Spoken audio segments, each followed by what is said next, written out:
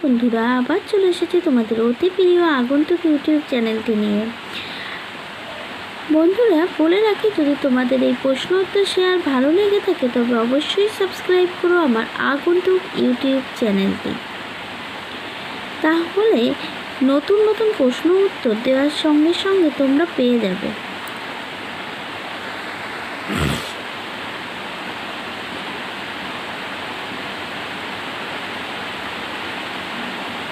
আজকের আলোচনার বিষয় হলো সপ্তম শ্রেণীর চতুর্থ অধ্যায় পরিবেশ গঠনে পদার্থের ভূমিকারই একটা প্রশ্ন। এ প্রশ্ন, সদ্য কাটা মাছ বা মাংসের টুকরো নুন মাখিয়ে রাখা হলে কি ঘটবে এবং কেন ঘটবে?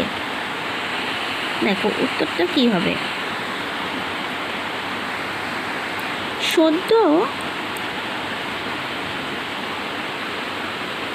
সদ্য কাটা মাছ বা মাংসের টুকরো নুন মাখিয়ে রাখা হলো, কি ঘটবে? মাছ বা মাংস থেকে জল বেরিয়ে যাবে। কেন ঘটবে? মাছ বা মাংসের গায়ে লবণ মাখালে এবং এর ভিতরে কোষরসের ঘনত্ব অপেক্ষা বাইরের ঘনত্ব বেশি হয়, ফলে অভিস্রবণ প্রক্রিয়ায় জল বাইরের দিকে অর্থাৎ কম ঘনত্ব থেকে বেশি ঘনত্বের দিকে প্রবাহিত হয়। এর ফলে মাছ মাংস বহুদিন ভালো থাকে। এই উত্তরটা লিখতে হবে।